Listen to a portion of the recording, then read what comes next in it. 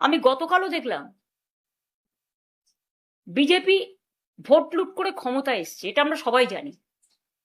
SIR লুট করেছে, vote লুট করেছে, কাউন্টিং লুট করেছে, সেন্ট্রাল ফোর্সকে দিয়ে কাউন্টিং সেন্টার দখল করেছে, হাইজ্যাকিং করেছে কাউন্টিং সেন্টার।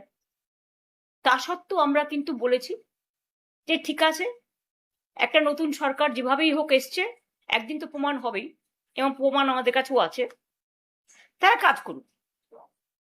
কিন্তু কাজের বদলে আমি দেখছি সুস্থ মানুষকে অসুস্থ করে দেওয়ার একটা প্রবণতা চলছে। মহা সন্ত্রাস, এমন সন্ত্রাস শুরু হয়েছে যে যারা আমাদের পক্ষে, যারা আমাদের সাথে আছে, আমাদের কর্মীরা, সহস্র কর্মীদের বিনা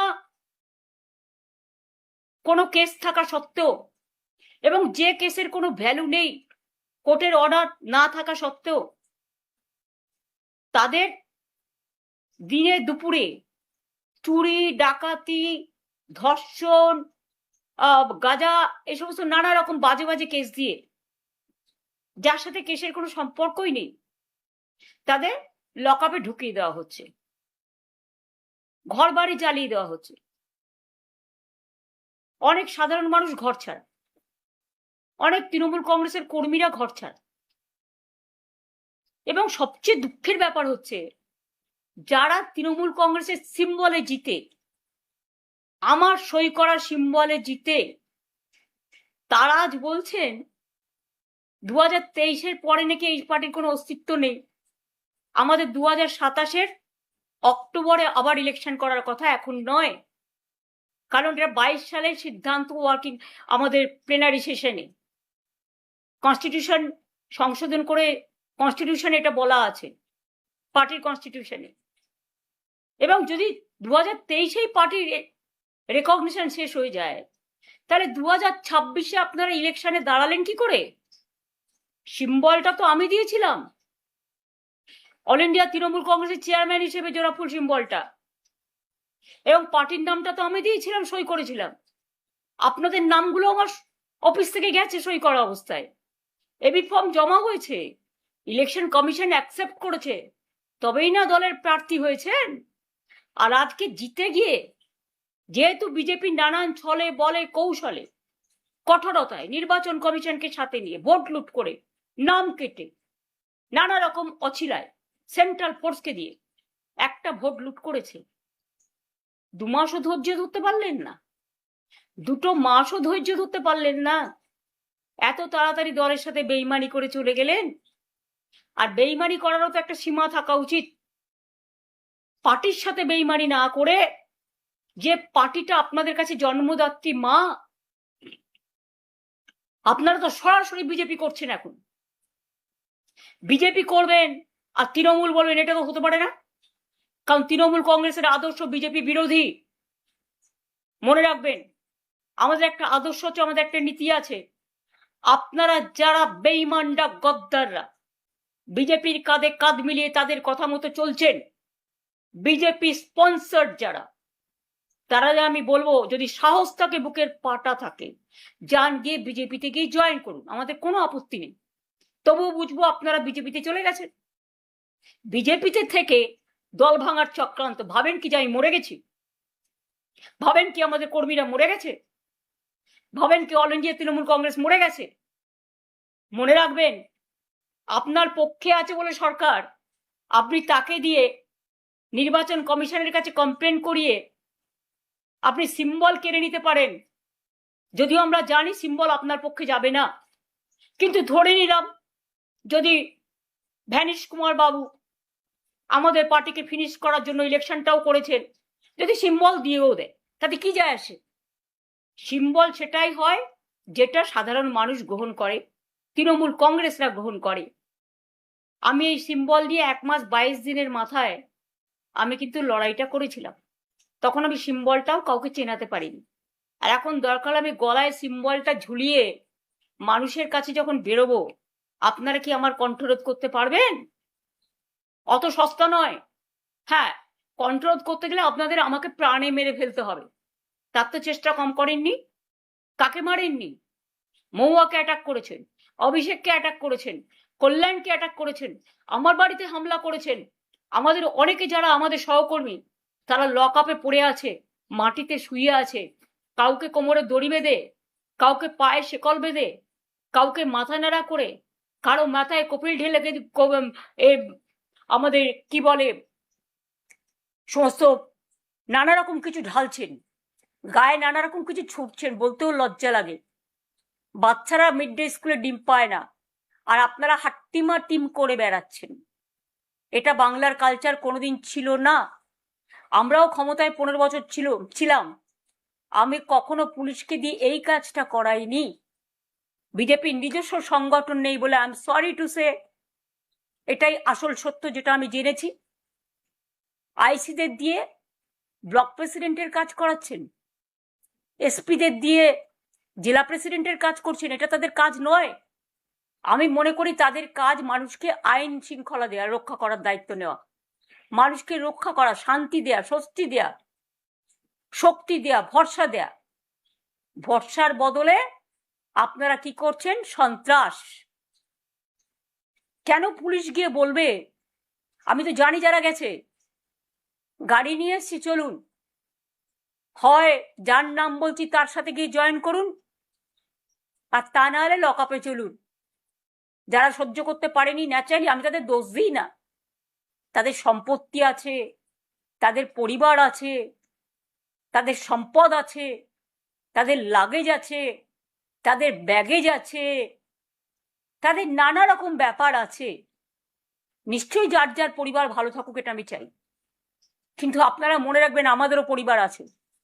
তৃণমূল কংগ্রেস পরিবারটা বৃহত্তর পরিবার, মামাটি মানুষের পরিবার। তাদের ছেড়ে আপনাদের মতো আমি মাথা নত করবো না, আমার দলও করবে না। এটা মাথায় রেখে কাজ করবেন। আর বিজেপি পার্টিকেও বলি, লুট করে এতগুলো সিট পাওয়ার পরেও আপনারা এত সন্ত্রাস করছেন, কবে সন্ত্রাস বন্ধ হবে? নির্বাচনী আনন্দ তো 2 মাস হয়ে গেছে, এতদিন ধরে তো উৎসব চলে না।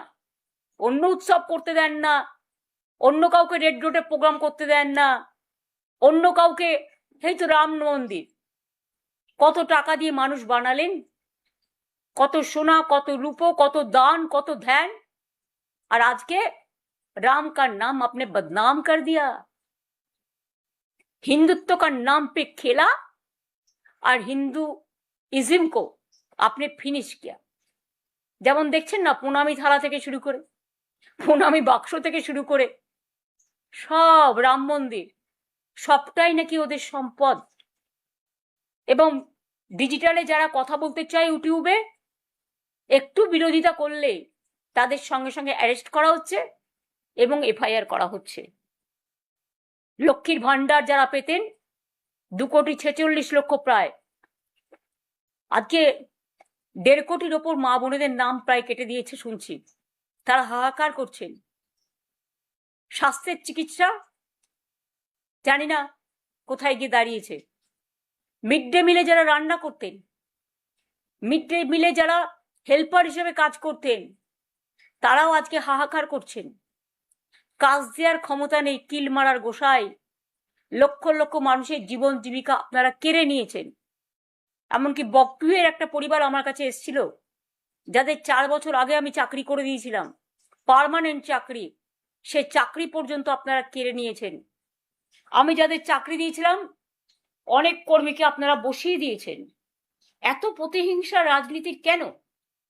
আর গতকাল যারা গিয়ে তালা দিয়ে এলেন, ওটা ভাড়ায় ছিলাম আমরা। ভাড়াটা কতদিন পর্যন্ত ছিল? এই তার ডকুমেন্ট। এটা হচ্ছে 2027 সালের অক্টোবর পর্যন্ত অফিসটা আমাদের নেওয়া ছিল। কেউ গিয়ে বলছেন আমার নামে আমি সই করেছি। ব্যক্তিগতভাবে উনি সই করেননি, সইটা করেছেন পার্টি অথরাইজ করেছে বলে। কোনো ব্যক্তি চলে যেতে পারেন, কিন্তু ইনস্টিটিউশন চলে যায় না। এটা ইনস্টিটিউশনের সম্পত্তি, এটা মাথায় রাখতে হবে। আমি যেমন কারো ব্যক্তি সম্পত্তিকে দখল করতে পারি না, কারণ এটা তার ব্যক্তি সম্পত্তি নয়, এটা তার প্রতিষ্ঠানগত, তেমনি আমাদের সম্পত্তিও, মামাটি মানুষের সম্পত্তিও কেউ জোর করে দখল করতে পারে না। আর যারা বলে বেড়াচ্ছেন টাকা পাননি, তারা দেখুন তো এই চেকগুলো প্রতি মাসে মাসে কারা দিয়েছে।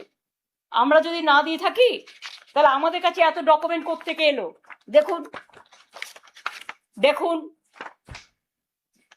দেখুন, মেনটেনেন্স করি আমরা, প্রতি মাসে 1 লাখ টাকা করে ভাড়া দিয়ে আমরা চেকে, ইলেকট্রিসিটি বিল দিয়ে আমরা, কর্পোরেশনের যা যা লাগে দিই আমরা, আর আপনারা গিয়ে সেন্ট্রাল ফোর্সকে নিয়ে গিয়ে তালা দিয়ে দিচ্ছেন।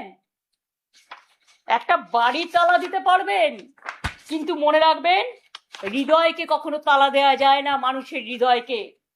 কাজেই প্রস্তুত থাকুন আগামী দিন ইন্ডিভিজুয়াল কারো বিরুদ্ধে। আমার কোনো রাগ, আমার কোনো ক্ষোভ নেই। আমাদের পুরনো বিল্ডিংটা তৈরি হচ্ছিল বলেই, ভেঙে ভেঙে পড়ছিল বলেই আমরা একটা বিল্ডিং ভাড়া নিয়েছিলাম, রীতিমতো চেকে ভাড়া দিই। আর কত ডকুমেন্ট দেখতে চান? আমি আপনাদের পরপর একটার পর একটা সব দেখিয়ে যাব, সেটা ব্যাপার নয়। আপনারা কি বললেন? ভাড়া পান না। কেউ আবার বললেন আই এম অথরাইজড। অথরাইজ ছিলেন তখন, এখন নয়। এখন আপনি দল বদলু, অন্য জায়গায় গেছেন। আপনারা ভালো থাকুন, আপনাদের পরিবার ভালো থাকুন, আপনাদের সম্পত্তি ভালো থাকুন। যে অ্যারেস্ট হয়েছে সে ছাড়া পাক। আমি জানি ফেস টাইম আমরা করি লাইভ, মানুষকে লাইভ দেখানোর জন্য। আর আপনারা যে ফেস টাইম লাইভ করছেন সেটা হচ্ছে আপনাদের নিজেদের বাঁচানোর জন্য। তাহলে যারা আজকে লড়াই করছে, জীবন দিচ্ছে, আজকে প্রায় 14-15 জন সুইসাইড করেছে, মারা গেছে, সুইসাইড এবং মারা গেছে, তাদেরটা কি হবে? একবার ভেবে দেখেছেন কি? কোথায় টাকা জমা দিয়েছে কারা? তৈরি করেছে কারা? আজকে গিয়ে আপনারা তালা দিয়ে চলে এলেন। এফআইআরও করা হয়েছে, কেন দিলেন? এবং আজকেই তার জন্য কাউকে পদত্যাগ করতে হলো। আসল ঘটনা তার নয়, উনি অনেকদিন ধরেই আমাকে বলছিলেন পদত্যাগ করবেন, কারণ ওনার ছেলে গিয়ে অলরেডি হাত মিলিয়েছেন। আমার তার জন্য কিছু বলার নেই, ভালো বুঝেছে হাত মিলিয়েছে, তাদের লাগেজ ব্যাগেজ থাকতে পারে, কিন্তু আমি তো হাত মেলাবো না। আপনারা একজন কোথায় গেলেন কি না গেলেন, I don't care, I ignore all of you. কারণ আমি নেতা চাই না, আমি কর্মী চাই।